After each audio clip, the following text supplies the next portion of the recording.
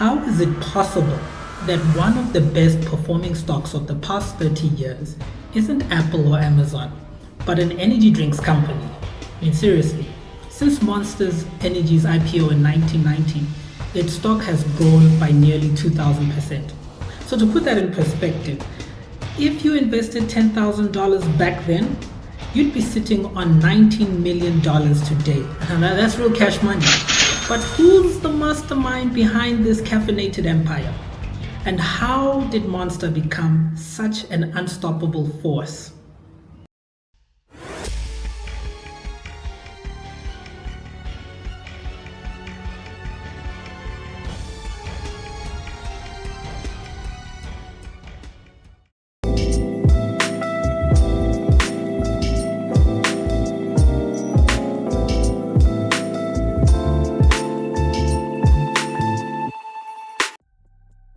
Meet Rodney Sacks, Monster's elusive founder. Born in Johannesburg, South Africa in 1949 to Lithuanian Jewish immigrants, Rodney was never the obvious pick for an energy drinks mogul. He studied law locally at Wits University, quickly climbing the ranks to become the youngest partner of South Africa's largest law firm. But after 2 decades in corporate law, he craved something different. So in 1989, Rodney packed up his life, leaving behind a prestigious legal career for sunny California.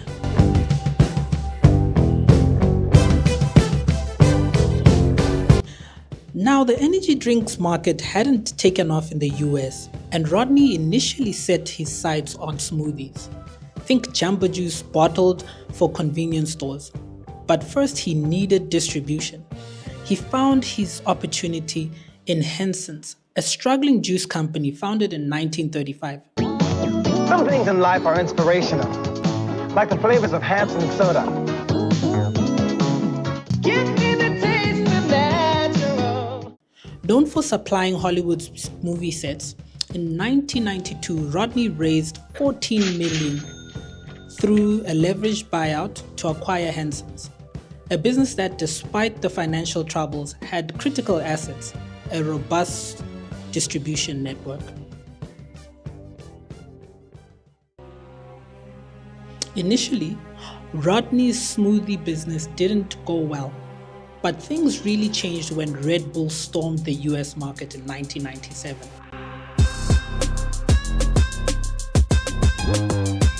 Seeing this explosive trend, Henson's launched Henson's Energy, a mild success that missed its mark by targeting health-conscious consumers.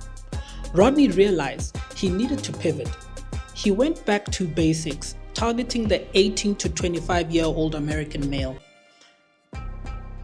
Those craving adrenaline, action, and big experiences. In 2002, Monster Energy was born, a bigger, bolder 16-ounce American can, priced identically to Red Bull, a smaller European version. It was a no-brainer for consumers.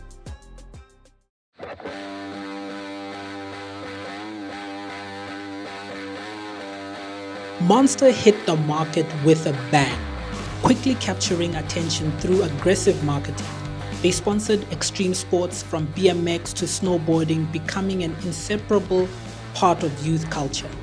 Musicians like Korn and Suicidal Tendencies were paid to appear on stage holding Monster cans, often filled with water. Monster wasn't just an energy drinks company, it became a cultural icon. I mean, for goodness sake, Monster even sponsors Lewis Hamilton, the GOAT of F1 Formula racing.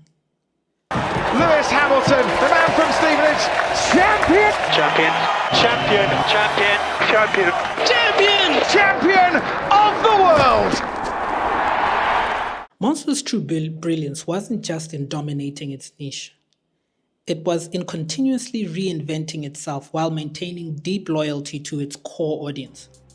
In 2013, Monster launched Zero Ultra, known effectively as White Monster, a citrus-infused, sugar-free, zero-calorie drink.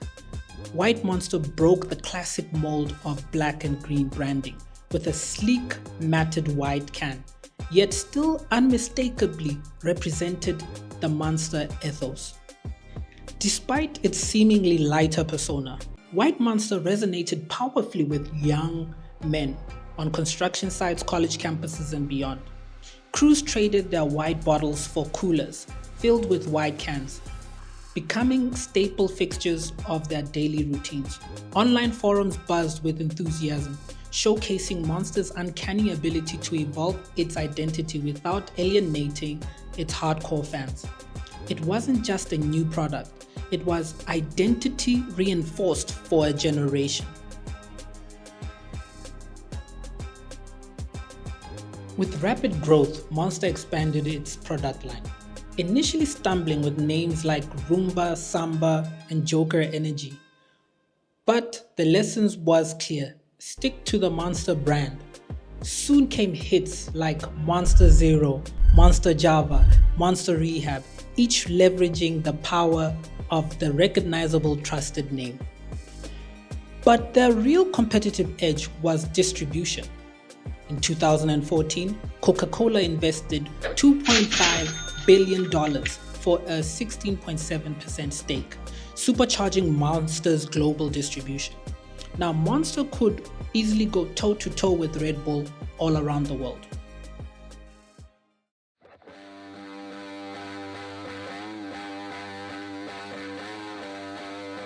Monster's explosive success wasn't without challenges. Public health controversies erupted around the world about energy drinks, pushing Rodney into a congressional hearing. But ironically, this scrutiny only enhanced Monster's appeal. The drink became a symbol of youth rebellion, something your parents and your teachers explicitly warned you against.